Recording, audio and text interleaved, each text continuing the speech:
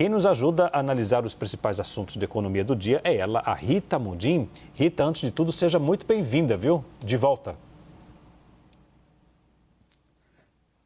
Ei, Leandro, estou de volta com um gás total aí para a gente tentar entender o que está acontecendo. Vamos lá. E já para analisar a super quarta, né, que será amanhã, dia em que os bancos centrais do Brasil e dos Estados Unidos anunciam se mantêm ou alteram a taxa de juros. O mercado tem demonstrado que espera uma redução nos juros nos Estados Unidos. E aqui no Brasil tem uma grande expectativa. Qual a expectativa, hein, Rita?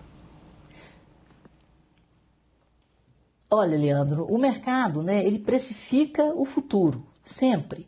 Então, ele sempre precifica o futuro para o bem ou para o mal.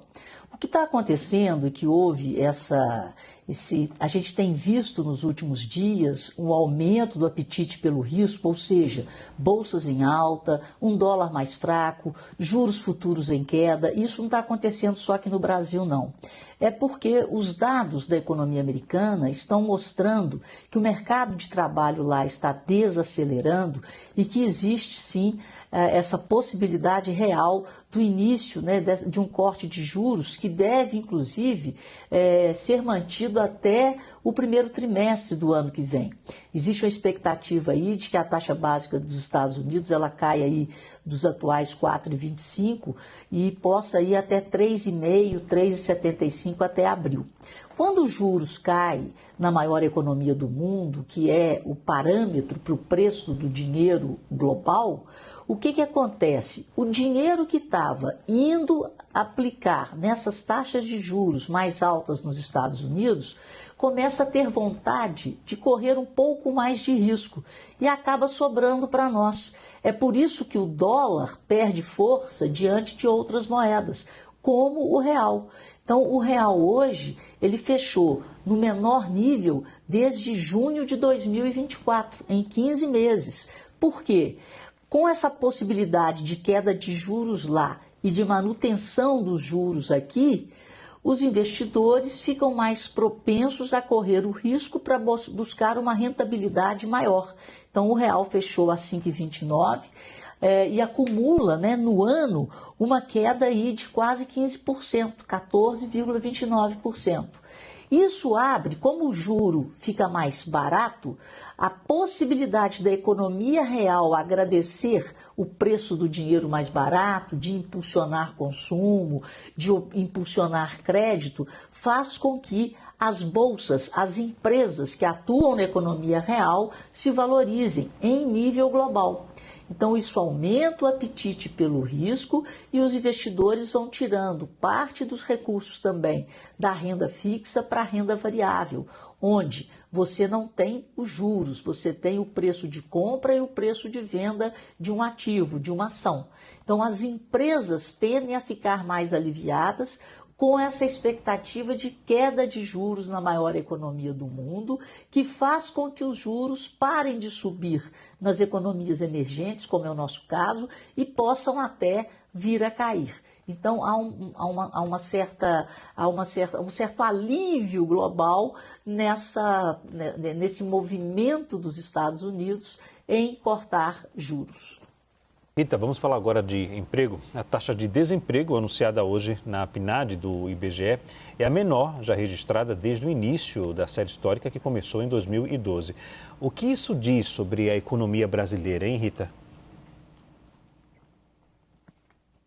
Pois é, né, Leandro? Isso diz que apesar da gente estar com a segunda maior taxa de juros do planeta, está com juros real aí a 10%, nós estamos tendo ainda um consumo impulsionado pela geração de empregos, e aí eu volto naquela tecla que eu bato aqui.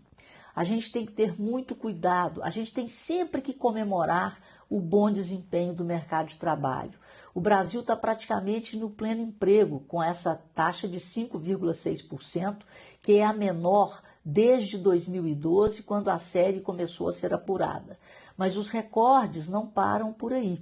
Os recordes, como você já disse antes, vão além. A população ocupada de mais de 102 milhões e 400 mil brasileiros também é recorde. A taxa de ocupação, que é o percentual de pessoas ocupadas em relação às pessoas que podem trabalhar está em 58,8%. Também é um novo recorde. O número de funcionários públicos também é recorde, 12.900.000. Pessoas com carteiras assinadas também é recorde. Funcionários com carteira assinada no setor privado também é recorde. E vamos mais, a chamada massa de renda real também é recorde, 352,3 bilhões, um crescimento, se a gente olhar em comparação com o mesmo trimestre do ano passado, com julho do ano passado, um crescimento de 6,4%, isso é mais do que a inflação. E aí nós vamos bater naquela teclinha. Esse crescimento é sustentável? Por quê? Qual é a qualidade de um crescimento que se dá com uma taxa de juros na lua? Como que está esse papel do governo promovendo, chamando para o crédito e usando uma série de políticas de distribuição de renda para incentivar o consumo, como o Pé de Meia, Gás do Povo, Gás Brasil. Então, esse crescimento, ele não é sustentável, mas ele estimula momentaneamente o consumo, ele cria empregos, ele gera renda. Só que o custo desse crescimento, o custo da geração desses empregos, vai acabar no nosso endividamento. O país está endividado, a relação da dívida em relação ao PIB está caminhando para 80%, então nós estamos com uma taxa de juros extremamente elevada em função do desequilíbrio das contas públicas, o arcabouço fiscal não tem mais credibilidade.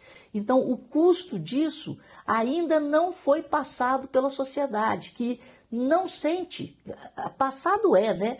Porque a sociedade não sente que nós pagamos hoje, em termos anuais, 950 bilhões de juros para carregar a nossa dívida que só cresce. E a dívida só cresce porque não existe equilíbrio nas contas públicas, receitas menos despesas. Então, esse crescimento promovido às custas de um endividamento ou de um gasto público acima do que deveria ser, ele não é sustentável.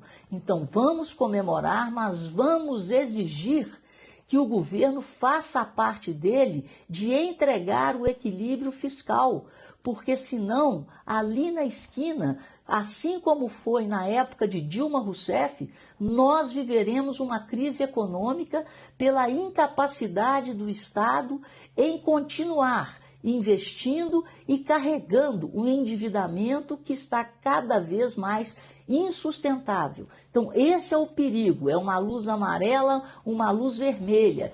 A amarela está agora, mas a vermelha, não tenha dúvidas, que depois da eleição ela vai aparecer. Então, nós não podemos comemorar algo que pode ser, inclusive, eleitoreiro.